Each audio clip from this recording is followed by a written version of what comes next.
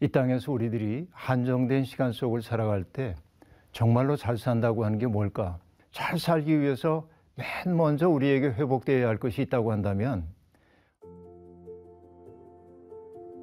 소위 사람들이 목적이 이끌어가는 삶 이렇게 얘기하는데 사실은 그 얘기에 제가 적극적으로 찬동할 수 없는 까닭은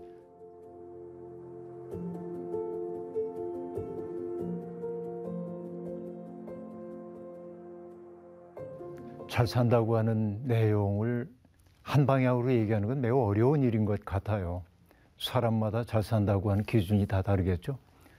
기본적으로 좀 생각을 해보면 인생을 대하는 태도는 몇 가지가 있는 것 같습니다. 하나는 내가 선택하지 않았는데 이 세상에 와서 내가 살고 있다. 어느 철학자들은 인간의 삶이 이 세상에 던져진 삶이라고, 내가 선택하지 않았지만은 이 세상에 던져졌기 때문에 인생 어렵고 어리둥절하고 어디로 가야 하는지를 모르겠고 이것이 인간의 기본적인 조건이라고 말하고 있는 분들이 있습니다. 저는 그 말도 충분히 이해 가능하다고 생각을 해봐요. 인간은 자기를 생각하는 존재이기 때문에 그렇죠. 또 하나의 태도는 우리 기독교인들은 내 인생이 우연이 아니고 내 동댕이 쳐진 것도 아니고 하나님께로부터 온 인생이다 이렇게 믿고 고백하고 있습니다. 크게 보면은 두 가지의 태도가 있는 것이죠. 하나는 내가 이 세상에 원하지 않았지만은 내 동댕이 쳐졌어라는 태도와 또 하나는 내 삶은 하나님이 내게 주신 아주 소중한 기회이고 나를 이 세상에 어떤 목적이 있기 때문에 보내셨다라고 받아들이는 태도라고 볼 수 있습니다. 그러니까 이런 태도에 따라서 삶을 대하는 입장은 매우 달라질 거라고 보고요. 그러나 이 땅에서 우리들이 한정된 시간 속을 살아갈 때 정말로 잘 산다고 하는 게 뭘까? 여기에 대해서는 사람마다 다 답이 다를 거라고 봅니다. 어떤 이들은 소위 사람들이 얘기하고 있는 세속적인 성공을 잘 거두어가는 삶을 잘 사는 삶이라고 얘기하기도 하죠. 그런데 또 다른 사람은 그런 세속적인 성공이라고 하는 것이 우리에게 행복감을 줄 때도 있지만은 그러나 그것이 우리를 또 더 큰 불안 속으로 몰아넣기도 하기 때문에 그것을 겪어본 사람들이 늘 하는 얘기는 삶이 이것만은 아닌 것 같다 하는 느낌이 드는 것이죠. 그래서 잘 산다고 하는 것을 방향을 딱 정해놓고 이게 잘 사는 거고 이렇게 살지 못하면 못 사는 거고 라고 말하는 것은 적절치 않고 우리에게 주어져 있는 시간 그 순간순간 속에서 내가 해야 할 일이 무엇인지를 깨닫고 살아가는 삶이 아름다운 삶이겠다 하는 생각을 갖거든요. 그 때문에 저는 늘 생각하는 게 전도서 기자가 하고 있는 이야기를 늘 떠올리곤 있습니다. 우리에게 주어져 있는 인생은 저마다의 때가 있죠. 심을 때가 있는가 하면 거둘 때도 있는 거고 세워야 할 때가 있는가 하면은 또 허물어야 할 때도 있는 거고 만날 때가 있으면은 헤어질 때도 있는 것이고 그 다양한 우리에게 주어져 있는 인생의 때가 있는데 세우는 것만이 아름답다고 심는 것만이 아름답다고 말할 수가 없습니다. 때때로 허물어야 할 때도 있고 또 거두어야 할 때도 있는 거고 나아가야 할 때도 있고 물러서야 할 때도 있는 것이죠. 이런 인생의 리듬 속에서 내 삶이 어디를 지향하고 있는가를 생각하는 것이 매우 중요하다는 생각이 들고요. 전도서 기자는 그래서 얘기합니다. 내가 세상에 사는 동안 사람들이 행복의 조건이라고 하는 것을 다 누려보았다. 물질적으로도 성공해봤고 권력의 정점에도 있어봤고 또 사람들에게 널리 알려진 사람이 되어봤지만 그게 우리의 삶의 궁극적 의미는 아니더라 하는 얘기를 합니다. 그럼 인생의 궁극적 의미는 뭘까? 그는 함부로 대답하지는 않습니다. 그러나 그 의미라고 하는 것은 이미 기성품으로 주어져 있는 것이 아니고 우리에게 주어져 있는 순간순간의 삶을 통하여 우리가 맛보는 거라고 얘기를 하고 있습니다. 그래서 오늘 현재라고 하는 시간 속에서 내가 뭔가를 먹고 마시고 누군가와 더불어서 친밀한 우정을 나누고 나에게 주어져 있는 일을 성심껏 감당하고 이런 것들이 참 좋구나 아름답구나라고 그것을 향유할 수 있는 삶이라고 한다면 충분히 잘 사는 삶이라고 저는 그렇게 얘기하고 싶습니다.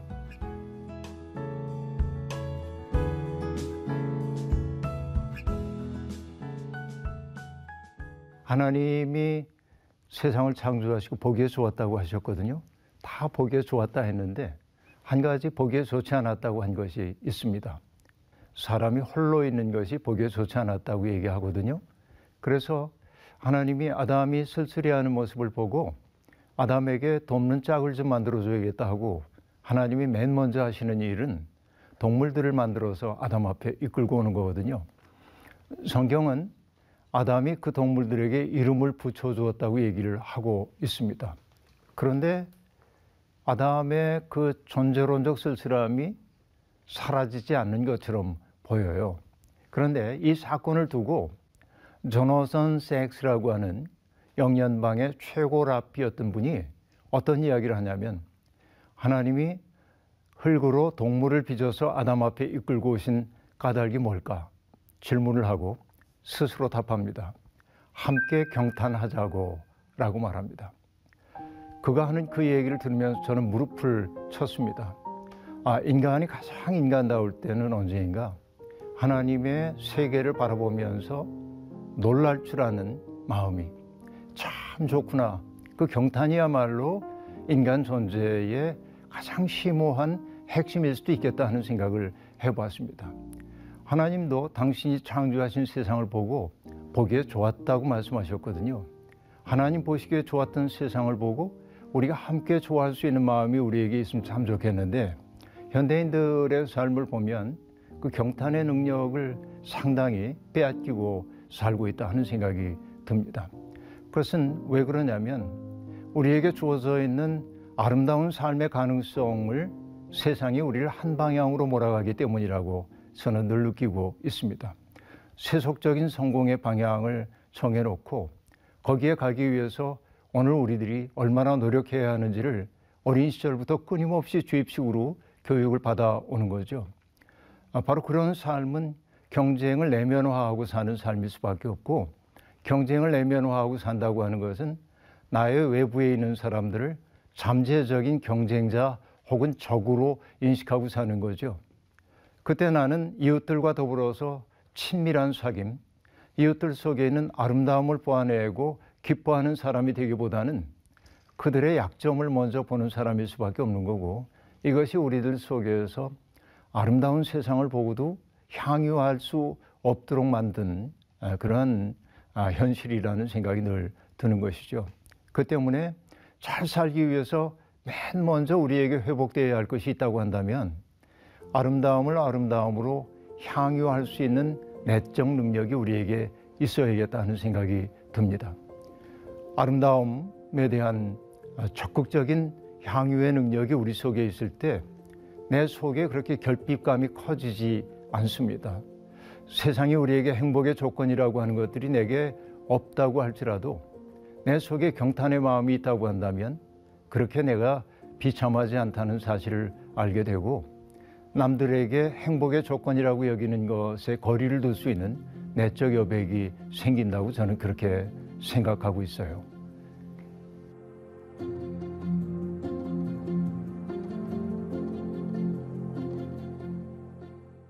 나태주 시인의 풀꽃이라고 하는 시가 떠오르는데 그러니까 자세히 보아야 예쁘다고 말하거든요. 오래 바라봐야 사랑스럽다고 얘기를 한단 말이에요. 그리고 마지막은 너도 그렇다 하고 말하는데 이것은 굉장히 말랑말랑한 시처럼 우리에게 들립니다. 그런데 시인이 그런 의도를 가지고 썼는지는 제가 알 길 없지만 그 짤막한 사람들의 마음속에 영감을 주고 있는 시 속에는 우리 문명의 역상을 보여주고 있다는 생각이 들어요. 어떤 얘기냐면 자세히 보아야 예쁘다라고 말하는데 사람들은 어떤 것도 자세히 보지 않습니다. 왜냐하면 시간에 쫓기고 있기 때문에 그렇죠. 내가 뭔가 서두르면서 어떤 대상을 자세히 바라보는 것은 거의 불가능하지요.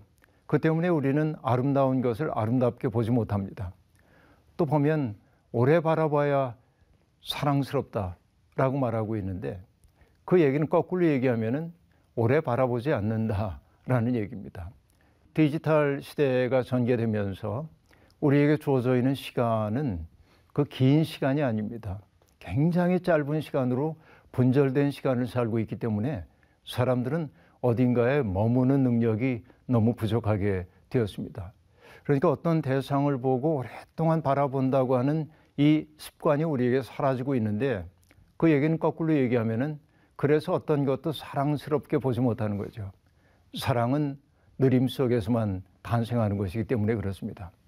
그래서 그 마지막 세 번째 줄에서 시인이 얘기하고 있는 너도 그렇다라고 한 말이 우리에게 슬프게 다가오는 까닭은 내 앞에 현존하여 있는 대상, 그 대상이 아름다운 존재인데 우연히 내 앞에 있는 것이 아닌데 우리는 자세히 그를 알려고 하지도 않고 또 오랫동안 그와 더불어 관계를 맺으면서 알아가려고도 하지 않는 거죠.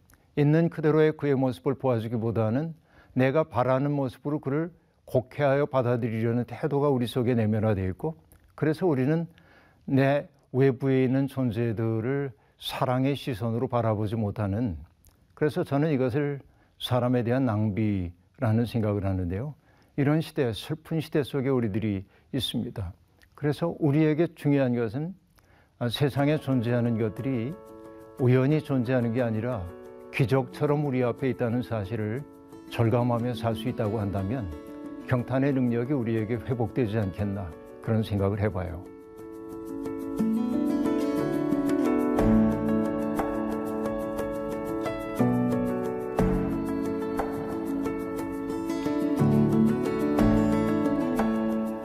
로빈 월 키머러라고 하는 미국의 생태주의자가 들려주었던 얘기가 세계에 굉장히 크게 다가왔습니다. 이 세상은 끝없이 어떤 일들을 경제로 환산해 가지고 판단하곤 하지요. 그러니까 내가 얼만큼 많이 벌고 얼만큼 많이 소비할 수 있는 능력이 있는지, 지출할 수 있는 능력이 있는지, 이것을 가지고 인간의 가치를 자꾸만 재고 있기 때문에 우리는 남들보다 더 많은 것을 소유해야 하고 지출할 수 있는 능력을 얻기 위해서 자기를 착취하며 살고 있다는 거죠. 그런데 이전보다 우리들이 훨씬 더 물질적으로는 풍요롭게 된 것은 분명합니다. 그러나 그렇다고 해서 우리가 훨씬 더 행복하냐면 행복하다고 느끼는 그 느낌은 좀 줄어들고 있는 세상이 아닌가 생각해 봅니다. 그런데 그 로빈 월 키머러라고 하는 분은 이렇게 얘기합니다. 돈이 주인 노릇하고 있는 세상에 대한 가장 강력한 저항은 자족하는 마음과 감사이다 라고 말합니다.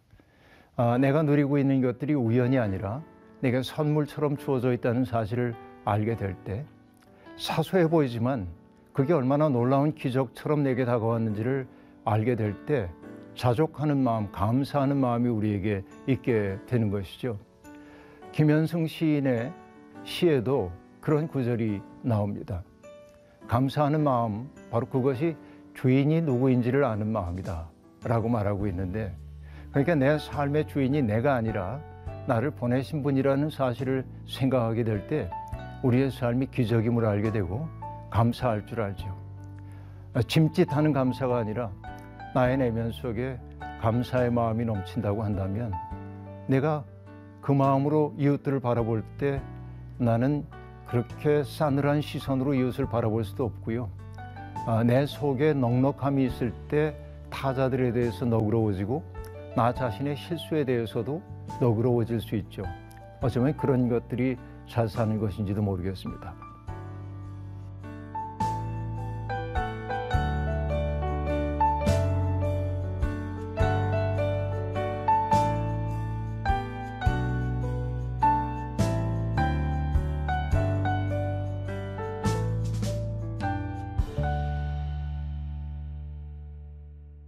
잘 산다고 하는 것을 목표를 정해놓고 가는 삶도 저는 중요하다고 생각을 해요. 인생의 중간에 목표를 세워놓고 그것을 성취하기 위해 노력하는 과정이 우리의 삶을 역동적으로 만들기 때문에, 그래서 소위 사람들이 목적이 이끌어가는 삶 이렇게 얘기하는데, 사실은 그 얘기에 제가 적극적으로 찬동할 수 없는 까닭은 그 목적이 너무 개인적이고 자기 성취적인 목적이라고 한다면 그게 하나님의 뜻에 부합할까 하는 생각을 하기 때문인데요. 그러니까 내 인생을 의미 있게 살기 위해서 중간에 목표를 세워놓고 노력하는 것들은 필요한데, 그러나 내가 원했던 것들이 내 뜻대로 이루어지지 않았다고 해도 홀가분하게 그것을 내 삶으로 수용할 수 있는 내적 능력이 우리에게 있다면, 그 자유로움이 있다고 한다면 그는 꽤 잘 사는 거다 하는 생각을 해보는 거죠.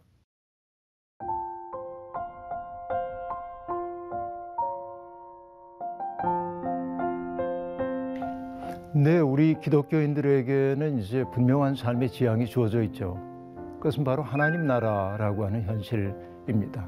하나님 나라는 우리가 다 아는 것처럼 어떤 공간적 개념이라기보다는 하나님의 다스리심을 나타내는 거죠. 그러니까 하나님 나라는 우리들의 생명이 다할 때도 우리가 궁극적으로 가게 될 세상이지만, 그러나 예수님이 가르쳐 준 하나님 나라는 오늘 우리에게 다가오고 있고, 그리고 내가 마음을 열고 그 하나님 나라에 들어가야 하는 거죠. 그 얘기는 뭐냐면 하나님의 통치 속으로 내가 들어가는 것을 의미하고, 하나님의 통치 속으로 들어간다고 한 말의 의미는 나 좋을 대로 살지 않음을 뜻하는 것이겠죠. 그분의 뜻, 하나님의 마음으로 사람들을 바라보고 역사를 바라보고 그리고 어떤 대상들을 바라보는 것, 또 하나님의 눈으로 나의 이웃들을 바라보는 것, 이것이 바로 내 속에 이루어지고 있는 하나님의 통치라는 생각이 들고요. 그 하나님의 통치 속에 들어가고 있는 사람은 언제나 이웃들을 사랑의 대상으로 바라볼 수밖에 없다고 생각을 합니다. 그 때문에 예수님도 하나님 나라가 여기에 있다 저기에 있다 하는 말 너희가 믿지 말아라. 하나님의 나라는 너희 가운데 있다라고 얘기를 했습니다. 그러니까 나와 마주 서 있는 사람 사이에서 하나님의 통치가 일어난다는 게 뭘까? 그러니까 서로를 목적으로 대하고 서로를 존귀한 존재로 여기고 사랑의 눈으로 바라보기 시작할 때 하나님 나라는 그 자리에서 시작되고 있다고 얘기할 수 있겠죠. 적어도 하나님 나라를 진심으로 믿는 사람들이라고 한다면 조금 간단하게 얘기하면 이렇습니다. 부정적 방법으로 접근해 보는 건데요. 하나님 나라에 없을 것 같은 것이 무엇인지를 일단 생각해 보고, 흔히 제가 이렇게 물어보면 하나님 나라에는 죄도 없고 슬픔도 없고 눈물도 없고 이렇게 얘기를 합니다. 그런 세상을 누구나 다 꿈꾸고 있는 것이죠. 그러나 그렇게 얘기하면 너무 막연한 것처럼 느껴집니다. 왜냐하면 우리가 살고 있는 세상은 눈물이 넘치고 슬픔이 가득 차 있고 이런 현실들이 끝나지 않기 때문에 그렇습니다. 그러나 조금만 좀 바꿔놓고 생각해 보면 이렇게 생각해 볼 수 있겠어요? 하나님 나라에 공해가 있을까? 하나님 나라에 공해가 없을 것 같다고 한다면, 내가 적어도 하나님 나라를 믿는 사람이라고 한다면 공해를 덜 만드는 방식으로 내 삶을 바꿔가지 않으면 안 되고, 하나님 나라에 음식물 쓰레기가 없을 것 같다고 한다면, 그렇게 정말로 믿는다고 한다면 음식물 쓰레기를 줄이는 방식으로 내 삶을 바꿔가야 하는 거고, 하나님 나라에 사람들을 혐오하는 일이 없다고 믿는다면 나 스스로가 누군가를 혐오하는 일들을 멀리하고 누군가를 사랑으로 바라보려고 하는 내적 능력이 우리 속에 생겨날 때 비로소 우리는 하나님 나라를 소망하는 사람이고 그 나라를 바라보는 사람이라고 얘기할 수 있겠죠. 기독교인들에게 있어서는 하나님 나라라고 하는 분명한 지향이 주어져 있고요. 그 하나님 나라에 맞추어 내 삶을 바꿔가는 삶이 정말로 잘 사는 삶이라고 저는 그렇게 말씀드리고 싶어요.